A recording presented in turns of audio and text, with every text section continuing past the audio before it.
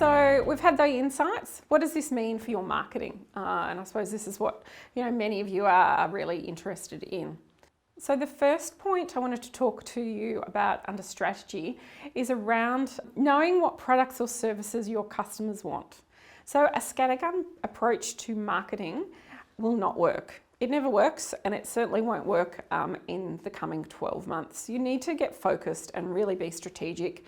So think about your products and services and your different customer segments. This is really important information to plan your marketing and ensure that your marketing is targeted and really attracting the right clients or customers to you. Now, earlier I said this creativity piece, customers have a different set of choices. So my advice to businesses is don't rush back to changing everything back to as you had it pre-COVID. Think about, do your customers want physical services? Do they want to be able to come into a physical store, into a meeting, into an office? Do they want to be able to see you? Do they need that to interact with your product or your service? Or is there still online opportunities? And have a look at what is that right mix for your business in terms of a cost-effective delivery and also your customers. So really, don't just jump back into the way it was. I think some customers are going to really want to keep that online choice and that interaction there. Other people will really want to come back into a physical environment. So, obviously ask your customers, ask them, what have they been enjoying? What haven't they been enjoying? What would they like? What would they like to see and experience, from you and your business? So reevaluate your products and services and how you deliver them. And then map out what are your customer segments. So which customers want to purchase and interact with you in what way?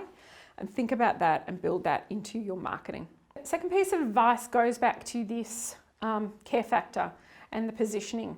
So in marketing, we call this your brand positioning, which is really what helps articulate who you are as a business, what you stand for, what makes you different from competitors, what are your values. So if people are buying products and services and wanting to interact with businesses based on values, as well as price and service features, then you need to think about your positioning. Think about what you want people to think about your business. What perceptions do you want them to have of you? I really do believe that businesses who have a perception of doing the right thing during the good times and the bad times, who are building trust, will gain loyalty over the long term. Those businesses who are perceived as, wanting a quick buck and a quick win will not. And I know people at the moment will be saying, I don't have time for positioning, because it is a long-term game, absolutely. But what I'd say to you is, do you want a one-night stand or do you want a relationship? So think about how you want a relationship with your customers. For service businesses particularly, return customers are gold. You want to keep the same set of customers coming through that door. It is much more cost-effective for you to operate and service the same set of clients and customers than having a whole new set of customers come in. Churn and burn customers who are only after price will end up costing your business more in the long run. So even if you don't spend much time on this positioning because you think it's not immediate, think about, relook at your positioning. The third area of marketing is around getting personal. So obviously this relates to people craving connection and how to create connection. Here's some just ways around thinking about how you can get personal in your marketing and your communications or your customer experiences. Tagging customers on your social media if they've been into, your workplace or so on. I've just seen the guys here at Studio Night of Wanting taking photos as I'm doing the filming. Now I'm sure as we leave, they'll be asking if they can post that up onto their social media account and tagging. And of course, that's great. It's a good connection to have. Try and swap the email for the phone every now and then. Of course, it can take some extra time. But it is important to have a conversation, and you'll actually get richer information from a customer through having a conversation on the phone as well. I do think that when the time is right, I would actually encourage businesses to hold events. Now, I'm actually not a big advocate for events normally, but I think in terms of connecting with people and becoming more personal, I think events will become popular at the right time. Now, when that is going to be, I'm not quite sure. It might not be for another 6 months. It might even not be till early next year. Have a think about customer created content. Ask your customers. Can they create content for you? Can you join with them to create content? So, if it's a selfie of the customer using your product or interacting with your service, if it's doing a joint blog, writing something together, or some sort of client competition. So think about how you can actually get customers to create content for you. Obviously, people love seeing themselves or knowing that they've participated in something. So that's a great way to really create the connection and get personal. So the next point is around getting creative. So how do you stand out?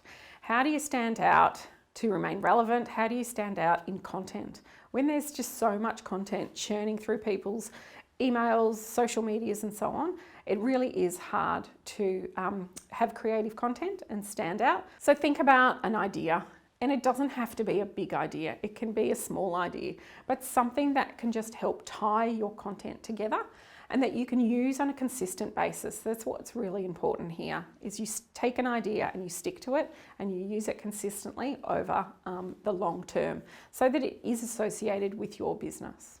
So some thoughts here around ideas to help you stand out, creative activity, so action-oriented type activity. So if you think about TikTok, perfect, although probably many of you are not on TikTok or have customers that are on TikTok, and I'm not either, but TikTok is a great action-oriented platform. It's about creating a dance or a song or something. Taglines have been used for years and years, and it was a really great way to align a tagline, a positioning you want with your business, such as American Express, don't leave home without it. That was actually developed in 1975, and it's still going on decades later. Characters might be something like the Energizer Bunny. That's another fairly well-known character across across big scale advertising, but yours might be just something small, that works for your audience and works within your area. I actually love language as an idea, as a creative idea, way to stand out, and it's around a play on language. So how do you use language in a really smart and clever way? So, for things like Tabasco hot sauce, they've got campaigns and it all talks about explode your senses and I was born hot. Obviously Tabasco sauce is a hot sauce, and so they're just using that play on words and that language there to stand out. So my last point for you on, what you should think about from a marketing perspective and what you might need to look at doing is around being integrated. So your online and offline marketing efforts need to be connected and integrated. And I know that probably sounds obvious for some, but often we just don't do that. We look at one thing at a time and we don't think about how they should be coming together. So think about what are the couple of things that you want to do, one or two things. This is not about doing everything and being on every channel. Be really select about the type of marketing you want to do. Is it referral marketing? Is it networking? Is it digital marketing? All of that. Work out what are your goals and think about how those things come together. So, relationship marketing, a lot of services businesses that I talk to say, I don't need to do marketing. It's all about referrals and all about networks. Well, actually, to get referrals and networks, you do need marketing, whether it be going to networking events, participating in group conversations or forums, or actually then using digital media to expand your reach. So I use LinkedIn to really expand my reach so that, I've got, 800 followers or something on LinkedIn. It's not a huge number, it's not a low number, it's probably pretty average for many people. But that helps me get my messages out there to a broader number of people. But then my face-to-face or my online networking activities allow me to build stronger relationships with a smaller group of people as well. So it's really working out how to complement my networking and referral marketing activities as well as my digital marketing activities.